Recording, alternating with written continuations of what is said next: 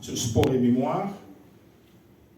L'objectif de cette association, c'est l'éducation par la pratique de la vie associative. Et l'association a été créée au début des années 2000, à la suite de la crise des banlieues, par les professeurs. C'était des professeurs qui n'arrivaient plus à donner leurs cours normalement.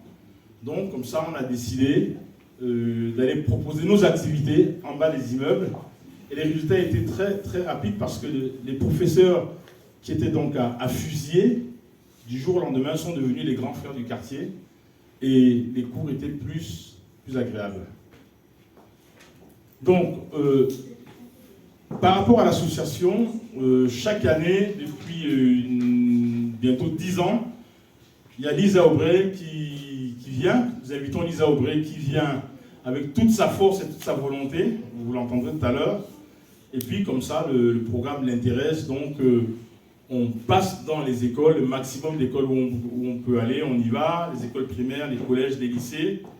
Et on a eu l'opportunité cette année d'être accueillis par Madame Minetto, je demande d'applaudir, qui est l'inspectrice régionale d'anglais. Et donc, il y a une conférence qui a été donnée hier aux amphithéâtres de la Canopée, uniquement en anglais, et ça fait partie de nos objectifs.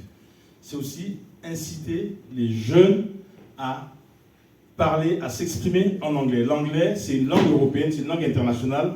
L'anglais, c'est pas une langue qui sert qu'à écouter Michael Jackson ou 50 Cent, etc. etc. Voilà.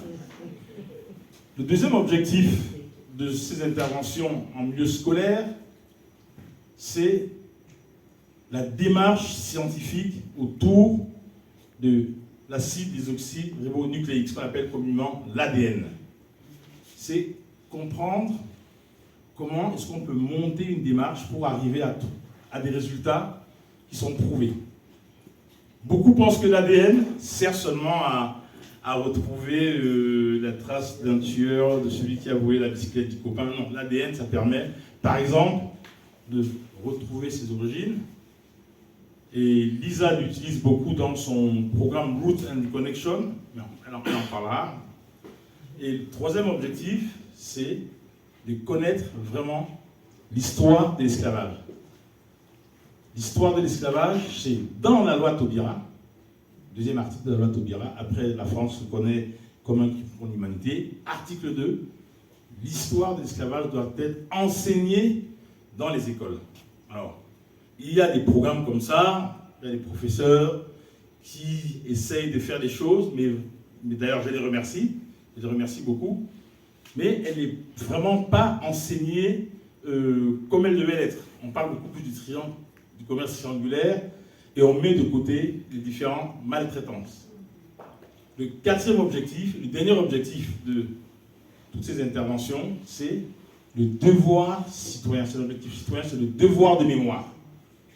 Comme nous avons vécu hier avec la classe de Sébastien Maucry, qui est ici avec nous, et le consul des États-Unis, les CE2 sont allés au Parc des droits de l'homme, où ils ont lu des poèmes par rapport à ce qu'ils avaient retenu de l'intervention d'Elisa Aubray, et ils ont fait une commémoration. Et donc, le devoir de mémoire, c'est pas qu'on a 30, 40 ans, c'est dès le CE2, on peut déjà avoir ces notions. Et tout cela donc rentre dans un large programme qui est des notions qu'on veut aussi inculquer, c'est les notions de respect, les notions de liberté et les notions de dignité humaine.